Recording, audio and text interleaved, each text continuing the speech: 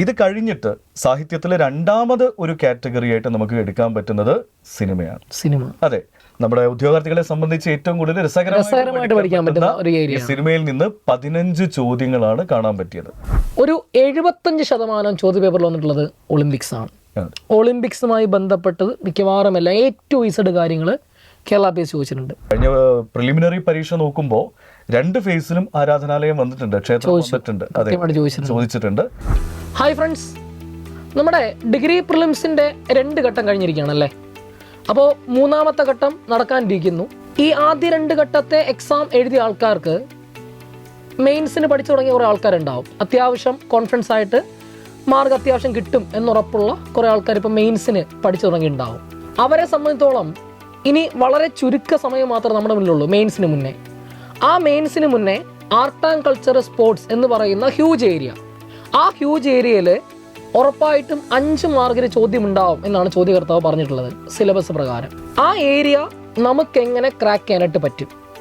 2021 മുതൽ 2026 വരെ, ഈ നിമിഷം വരെ കേരള PSC ആ മേഖലയിൽ ചോദിച്ചിട്ടുള്ള ഏറ്റവും ടോപ്പ് പ്രയോറിറ്റി ഏരിയ, ആ ഏരിയ നമ്മൾ ഏഴകീറി പരിശോധിച്ച് ഏതിനൊക്കെയാണ് പ്രയോറിറ്റി കൊടുക്കേണ്ടത് എന്ന കാര്യമാണ് ഞാനും നമ്മുടെ ജിതിൻ സാറും കൂടെ ഇന്നിവിടെ നമ്മൾ ഡിസ്കസ് ചെയ്യാനായിട്ട് പോകുന്നത്. അപ്പോൾ സാറേ, നമുക്കിപ്പോൾ ഡിഗ്രി പ്രിലിംസ് കഴിഞ്ഞു. പ്രിലിംസിനകത്ത് ശരിക്കും പറഞ്ഞാൽ 10 മാർക്കിനാണ് ശരിക്കും പറഞ്ഞാൽ സിലബസ് ഈ പറഞ്ഞിട്ടുള്ളത്. പക്ഷെ ചോദ്യകർത്താവ് സിലബസിനോട് 100% നീതി പുലർത്തിയെന്ന് വെച്ചാൽ നമുക്ക് ഇല്ലെന്നേ പറയാൻ പറ്റും.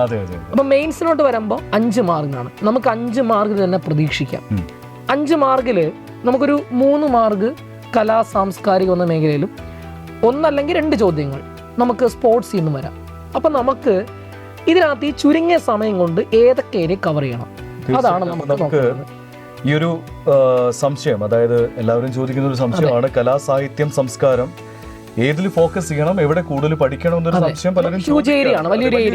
സിലബസ് നോക്കുമ്പോൾ അതിലേക്ക് ഡെപ്തിലേക്ക് ഇറങ്ങി പോകുമ്പോൾ അത് ഡിവൈഡ് ചെയ്യുമ്പോൾ വലിയൊരു ഏരിയ അല്ലേ. അപ്പൊ അത് എവിടെ ഫോക്കസ് ചെയ്യണമെന്നൊരു ചോദ്യം ചോദിക്കുമ്പോൾ ഞാൻ ഇവിടെ ചെയ്തിരിക്കുന്ന ഒരു കാര്യം എന്താന്ന് വെച്ചാൽ 2021 മുതൽ 26 വരെയുള്ള 25 ക്വസ്റ്റ്യൻ പേപ്പേഴ്സ്, 25 ക്വസ്റ്റ്യൻസിൽ ഡിഗ്രി മെയിൻ എക്സാം ക്വസ്റ്റ്യനും ഉണ്ട്, പ്രിലിമിനറി എക്സാം ക്വസ്റ്റ്യൻ, അവസാനം നടന്ന 2 പരീക്ഷയിലെ ക്വസ്റ്റ്യൻ പേപ്പറും കൂടെ നമ്മൾ എടുത്തിട്ട് ഒരു ഒരു അനാലിസിസ് നടത്തിയ സമയത്ത് ഞാൻ ആദ്യം തന്നെ ചെയ്യുന്നത് സിലബസിൽ പറഞ്ഞിരിക്കുന്ന ഓർഡർ ഞാനൊന്ന് മാറ്റുവാണ്. കല, സാഹിത്യം, സംസ്കാരം എന്ന ഓർഡർ ഞാനൊന്ന് ചേഞ്ച് ചെയ്യുന്നു. സാഹിത്യം, കല, സംസ്കാരം, മറ്റൊന്നുമല്ല. ചോദ്യങ്ങൾ ചോദിച്ചിരിക്കുന്നതിന്റെ അടിസ്ഥാനത്തിലാണ് പറഞ്ഞിരിക്കുന്നത്. തീർച്ചയായിട്ടും ഏറ്റവും കൂടുതൽ പ്രയോറിറ്റി സാഹിത്യത്തിനാണ്, അത് കഴിഞ്ഞാൽ കലയ്ക്കാണ്, അത് കഴിഞ്ഞിട്ട് സംസ്കാരം. ഓക്കെ, അപ്പൊ അതിലേക്ക് നമ്മൾ ഒന്നുകൂടി ഇറങ്ങുമ്പോൾ സാഹിത്യം എന്ന് പറയുന്ന മേഖലയിലേക്ക് നമ്മൾ ഇറങ്ങുകയാണെങ്കിൽ 25 ചോദ്യപേപ്പറുകൾ അവലോകനം ചെയ്തപ്പോൾ മനസ്സിലാക്കാൻ പറ്റുന്നത് 56 ചോദ്യങ്ങളാണ് സാഹിത്യ മേഖലയിൽ നിന്ന് വന്നിരിക്കുന്നത്. കഴിഞ്ഞ 5 കൊല്ലം കൊണ്ട്, കഴിഞ്ഞ 5 വർഷത്തെ ക്വസ്റ്റ്യൻ പേപ്പറിൽ 25 ചോദ്യങ്ങൾ പരിശോധിച്ചപ്പോൾ, ക്വസ്റ്റ്യൻ പേപ്പേഴ്സ് പരിശോധിച്ചപ്പോൾ 56 ചോദ്യങ്ങൾ വന്നിരിക്കുന്നത് സാഹിത്യ മേഖലയിൽ നിന്നാണ്. സോ ഒരു സംശയവും ഇല്ലാതെ പറയാൻ പറ്റും ഇവിടുത്തെ ഹോട്ട് ടോപ്പിക് സാഹിത്യമാണ്. കൺഫേം ചെയ്യാം. യെസ്, ഈ സാഹിത്യത്തിലേക്ക് ഇറങ്ങുമ്പോൾ, സാഹിത്യവും വീണ്ടും ഡിവൈഡ് ചെയ്യുന്നുണ്ടല്ലോ, അതിലേക്ക് ഇറങ്ങുന്ന സമയത്ത് നമ്മൾ ഏറ്റവും കൂടുതൽ ചോദ്യം വന്നത് അല്ലെങ്കിൽ ഫോക്കസ് ചെയ്യേണ്ടത് കവികൾ, കൃതികൾ എന്ന ഭാഗം തന്നെയാണ്. കവികൾ, കൃതികൾ, അതിലേക്ക് തൂലികാനാമങ്ങൾ വരുന്നു, കഥാപാത്രങ്ങള്, വരികള്. ജ്ഞാനപീഠ പുരസ്കാരം ഇല്ല, ജ്ഞാനപീഠം നമ്മളൊരു മറ്റൊരു കാറ്റഗറി ആയിട്ട് മാറ്റി വെച്ചു. കാരണം ഇതിൽ കവികൾ വരുന്നുണ്ട്, സിനിമ വരുന്നുണ്ട്, പത്രപ്രവർത്തനം വരുന്നുണ്ട്, ജ്ഞാനപീഠം, ഇങ്ങനെ ഡിവൈഡ് ചെയ്ത് വെച്ചതിൽ നമ്മൾ നോക്കുമ്പോൾ ഈ ഒരു ഭാഗത്തിനാണ് പ്രയോറിറ്റി കൊടുക്കുന്നത്. കാരണം 56 ചോദ്യങ്ങളിൽ 23 ചോദ്യവും വന്നിരിക്കുന്നത് ഒരു കവിയെക്കുറിച്ചോ, ഒരു പുസ്തകത്തെക്കുറിച്ചോ, അല്ലെങ്കിൽ തൂലികാനാമമോ, അല്ലെങ്കിൽ കഥാപാത്രങ്ങളോ ആണ്. അതെ, അവിടെ തന്നെ നോവൽ എന്ന് പറയുന്ന മേഖലയ്ക്കാണ് ഏറ്റവും കൂടുതൽ പ്രയോറിറ്റി. പുസ്തകങ്ങൾ നമ്മൾ നോക്കുമ്പോൾ നോവൽസ് തന്നെയാണ് ഏറ്റവും കൂടുതൽ.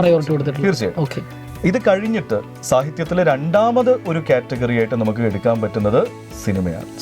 അതെ, നമ്മുടെ ഉദ്യോഗാർത്ഥികളെ സംബന്ധിച്ച് ഏറ്റവും കൂടുതൽ രസകരമായിട്ട് പഠിക്കാൻ പറ്റുന്ന ഒരു ഏരിയ. സിനിമയിൽ നിന്ന് 15 ചോദ്യങ്ങളാണ് കാണാൻ പറ്റിയത്. ഓക്കെ, അപ്പം കവികൾ കഴിഞ്ഞാൽ അടുത്തത് പ്രാധാന്യം കൊടുക്കേണ്ടത് സിനിമയ്ക്കാണ്. സിനിമ കഴിഞ്ഞിട്ട് ജ്ഞാനപീഠ പുരസ്കാരം.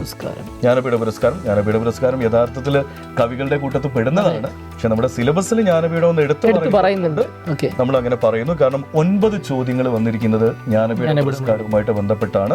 അവരുടെ കവികളോ അല്ലെങ്കിൽ അവരുടെ കൃതികളോ ആണ് ചോദിച്ചിരിക്കുന്നത്.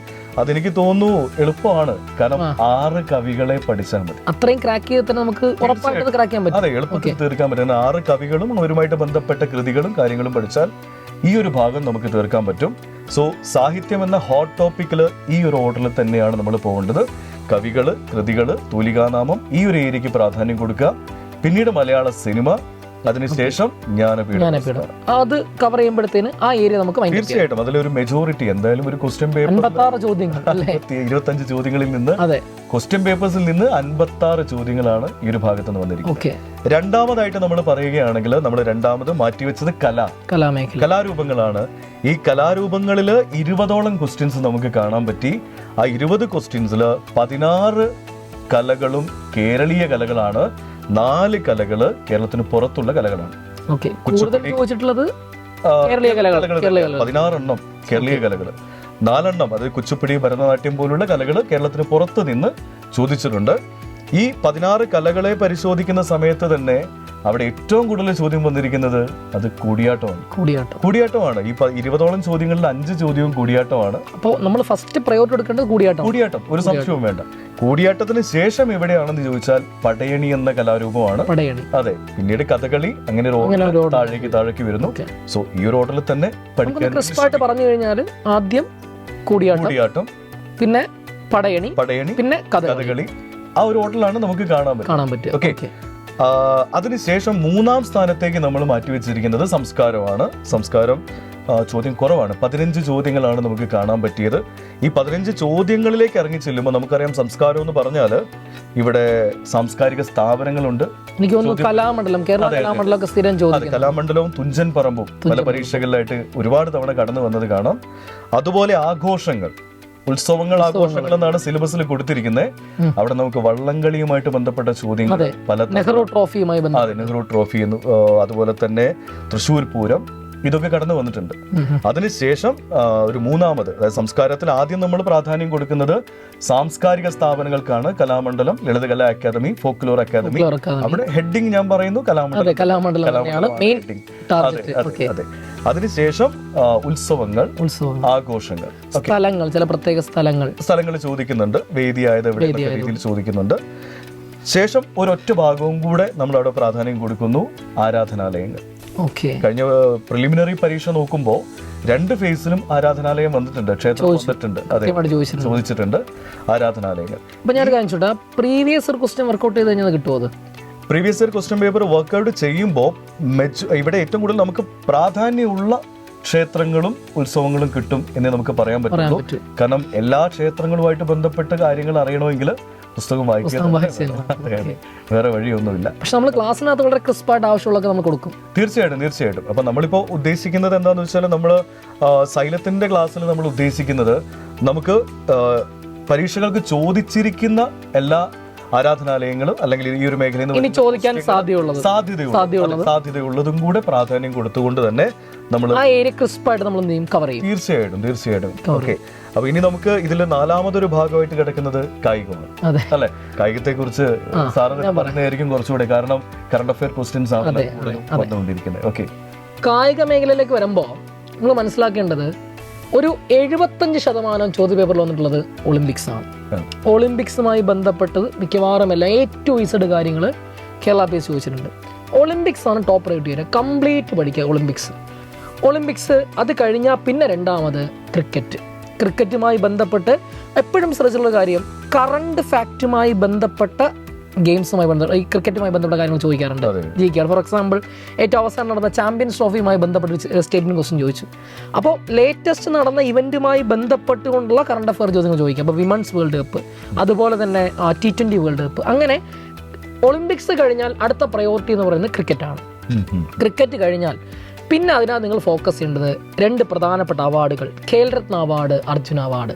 ഖേൽരത്നവുമായി ബന്ധപ്പെട്ട് സ്റ്റേറ്റ്മെന്റ് ടൈപ്പ് ക്വസ്റ്റ്യൻ ചോദിക്കാം, ഖേൽരത്ന അവാർഡ്. പിന്നെ അർജുന അവാർഡുമായി ബന്ധപ്പെട്ടുകൊണ്ട് സ്ഥിരം അടുത്ത പ്രിലിംസ് എക്സാമിനും ഇക്കഴിഞ്ഞ പ്രിലിംസ് എക്സാമിനും ചോദിച്ചിരുന്നു. അർജുന അവാർഡ് നേടിയ ഇന്ന വ്യക്തി ഏത് മേഖലയുമായി ബന്ധപ്പെട്ടിരിക്കുന്നു, ആ റിലേറ്റഡ് ഇവന്റ് എന്ത് ചെയ്യാറുണ്ട്, സ്പോർട്സ് ഇവന്റ് ചോദിക്കാറുണ്ട്. പിന്നെ നമ്മൾ നോക്കേണ്ടത് ഫുട്ബോളുമായി ബന്ധപ്പെട്ടതും അതുപോലെ തന്നെ ടെന്നീസുമായി ബന്ധപ്പെട്ടതും. പിന്നെ ചില പദങ്ങൾ, ഈ ടേം ഏത് കായിക മേഖലയുമായി ബന്ധപ്പെട്ടിരിക്കുന്നു, അതെ ചോദിച്ചു. ബാസ്കറ്റ്ബോളുമായി ബന്ധപ്പെട്ടുകൊണ്ട് ഒരു ചോദ്യം ചോദിച്ചാണ്.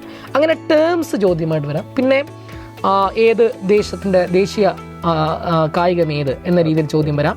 അതുപോലെ തന്നെ എത്ര കളിക്കാരാണ് പങ്കെടുത്തത്, അങ്ങനെയുള്ള കാര്യങ്ങൾ. അതുപോലെ തന്നെ ഇതാണ് order: Olympics, then cricket, then Dhyan Chand Khel Ratna award, അതുപോലെ തന്നെ അതിനുശേഷം വരുമ്പോൾ ഫുട്ബോള്, ടെന്നീസ് എന്നുള്ള മേഖലയിലോട്ട് വരും. ഒരു മേഖല നോക്കുമ്പോഴും കറണ്ട് അഫെയറിന് തന്നെയാണ് അല്ലേ 100% കറണ്ട് അഫെയറും കൂടെ കണക്ട് ചെയ്തുകൊണ്ടാണ് എന്ത് ചെയ്യുന്നത്, ചോദ്യം ചോദിക്കുന്നത്. അതെ അതെ അതെ, അങ്ങനെ തന്നെയാണ് ചോദ്യങ്ങൾ വരാറ്. അപ്പൊ ഇതാണ് ആ ഒരു ഏരിയ എന്ന് പറയുന്നത്, ഫോക്കസ്ഡ് ഏരിയ എന്ന് പറയുന്നത്. ഞാൻ ഈ പറഞ്ഞ ഓർഡറിലാണ് നിങ്ങൾ എന്ത് ചെയ്യേണ്ടത്, ആ ഒരു കായികം എന്ന മേഖല കവർ ചെയ്യേണ്ടത്. ഒളിമ്പിക്സ് മസ്റ്റ് ആണ്.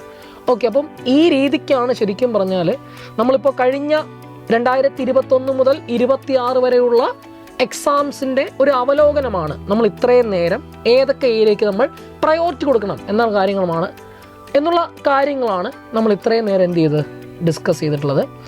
അപ്പോൾ എനിക്ക് തോന്നുന്നു ഈ ഒരു പ്ലാനോട് കൂടി തന്നെ അല്ലെ, ഈ ഒരു സ്ട്രാറ്റജി കീപ്പ് ചെയ്തുകൊണ്ടാണ് നമ്മുടെ ഡിഗ്രി മെയിൻ എക്സാമിന്റെ ക്ലാസ്സും നമ്മൾ തുടരാൻ ഉദ്ദേശിക്കുന്നത്. ഇന്ന് നമ്മൾ സ്റ്റാർട്ട് ചെയ്യാം. ഇന്നെന്ന് പറയുമ്പോഴേക്കും നമ്മൾ 18-ാം തീയതി, മെയ് മാസം 18-ാം തീയതി നമ്മൾ എന്ത് ചെയ്തു, മെയിൻസിന്റെ ബാച്ച് നമ്മൾ സ്റ്റാർട്ട് ചെയ്തിട്ടുണ്ട്. അപ്പോൾ ഇതുപോലെ ഓരോ അധ്യാപകരും കൃത്യമായ സ്ട്രാറ്റജിയിലൂടെയാണ് നമ്മുടെ ഓരോ സബ്ജക്റ്റും എന്ത് ചെയ്യുന്നത്, സമയബന്ധിതമായിട്ട് ക്ലിയർ ചെയ്യുന്നത്. അപ്പോൾ ജോയിൻ ചെയ്യാൻ താല്പര്യമുള്ളവർ എന്ത് ചെയ്യാം, പെട്ടെന്ന് ജോയിൻ ചെയ്യുക. കൃത്യമായ പ്ലാനിങ്ങോട് കൂടി നമുക്ക് കലയും സംസ്കാരവും സാഹിത്യവും ഒക്കെ നമുക്ക് എന്ത് ചെയ്യാം, ക്രാക്ക് ചെയ്യാം, എളുപ്പത്തിൽ ക്രാക്ക് ചെയ്യാം. ഈ ഭാഗത്തെ മുഴുവൻ മാർക്കും നമുക്ക് നേടിയെടുക്കാം. അപ്പോൾ ഓൾ ദി വെരി ബെസ്റ്റ്.